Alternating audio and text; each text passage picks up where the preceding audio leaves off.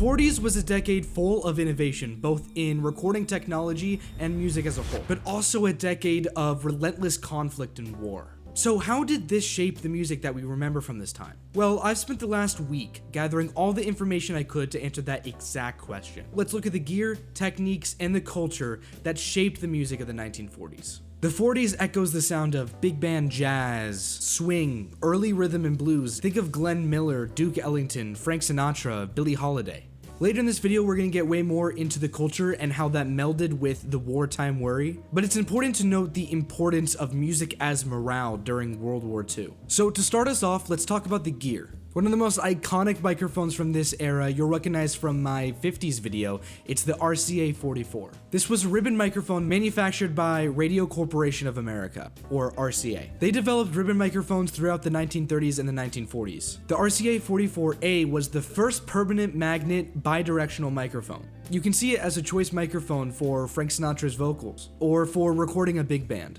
RCA wasn't the only brand in the 40s. Sure, one of the biggest brands in microphones today was making microphones back in the 40s. The CA91C, the American D4, and the American M2U.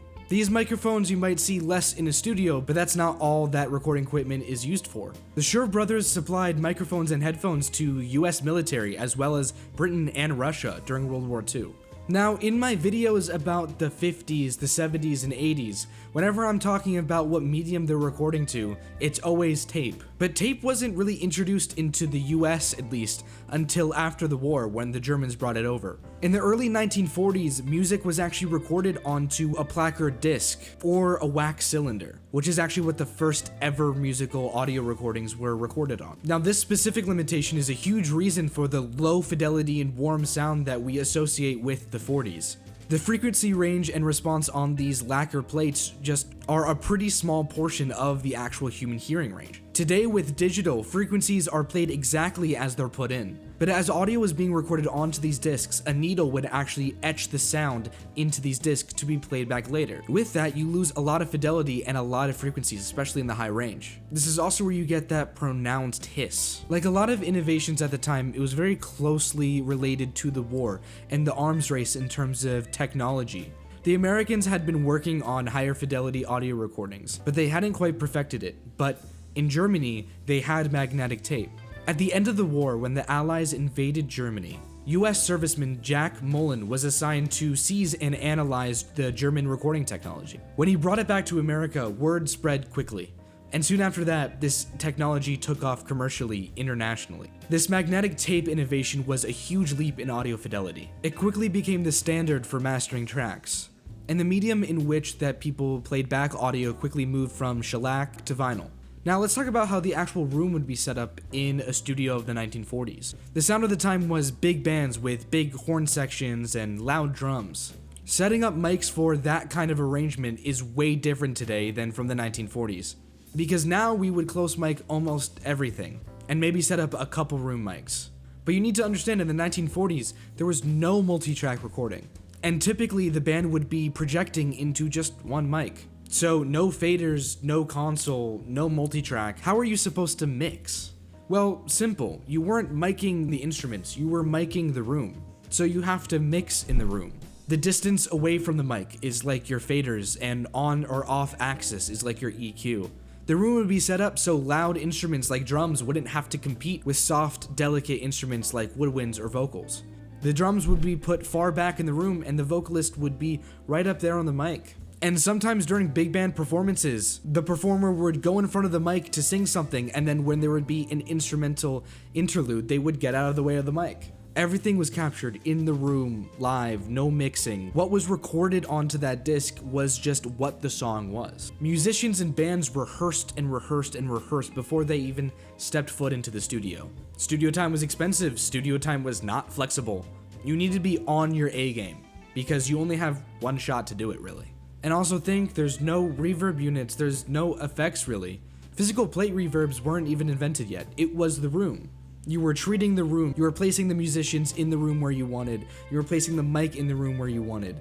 Again, you weren't miking instruments, you weren't miking musicians, you were miking the room. You wanted to capture the sound of the band in the room. The way the audio was being recorded influenced how the players had to play. The bass frequencies really had to be limited because if you had really pronounced loud bass frequencies, it would cause the record to skip. It would cause the needle to waver so much that it might go into the next line. You also had to be careful of overall volume of the band. You didn't want to distort the microphone on the way in, and you didn't want to create too much of a loud signal being etched into the actual disc, out of fear of distortion or record skipping. Now, perhaps the most interesting thing about the 1940s is there was a huge world war going on at the time. There was constant media coverage of it, and it was always in the populace's mind. So how did this affect the music culture? Music became a very powerful tool of boosting morale for both troops and civilians.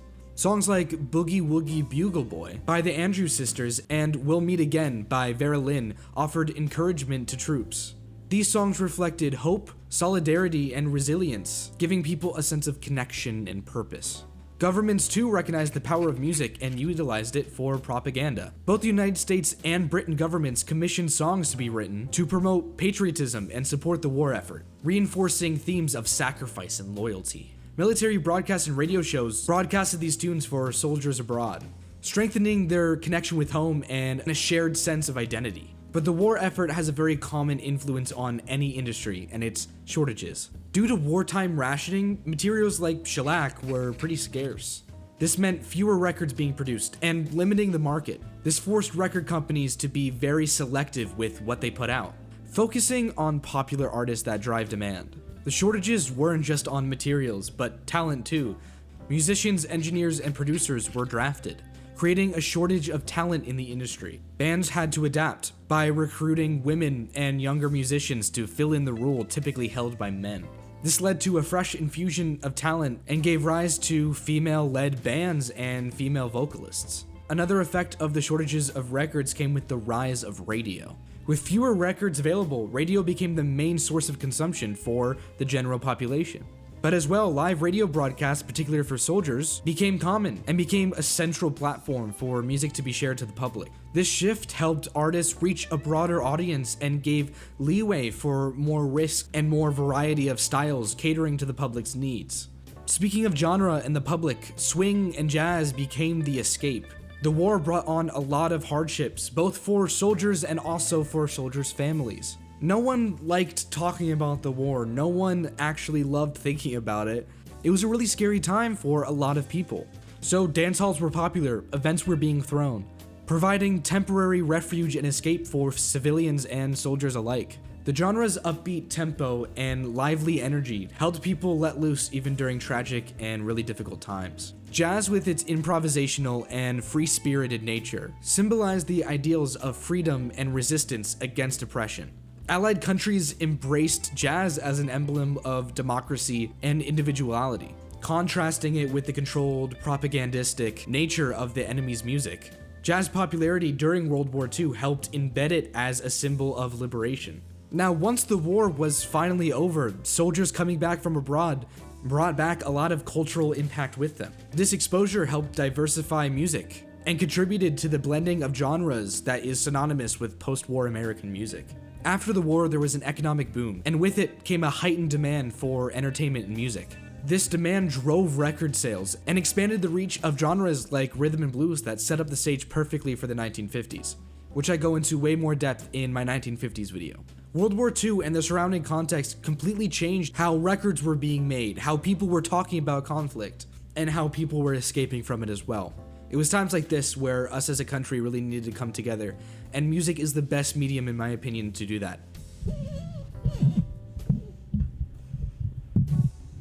The sound of the 1940s was a product of the culture at the time, and though the 40s was full of a lot of tragedy and loss, it set up a stage for a booming 1950s full of color and excitement. But the 1940s will always have a special place in our hearts for all the beautiful music that came from it. I'm curious to hear your input. Let me know what are some of your favorite songs or artists from the 1940s. The 40s has such a warm, nostalgic sound even if you're not actually from that era. It's a sound so full of warmth and life and soul. And as a band nerd in high school, I'm a sucker for that big band stuff. It's definitely one of my favorite genres even now. So let me know your thoughts in the comments. Make sure to leave this a like and also subscribe. I have a lot of stuff coming up in the future, as well as more decade videos, as I guess is just my thing now. And I'm almost to 1,000 subscribers. I would love if you would take some time, go down there and subscribe. It would mean a lot to me. Leave a comment, engage, start a discussion, all that good stuff. I love responding to you guys down there. Let me know what you guys would like to see next, and I'll see you in the next one.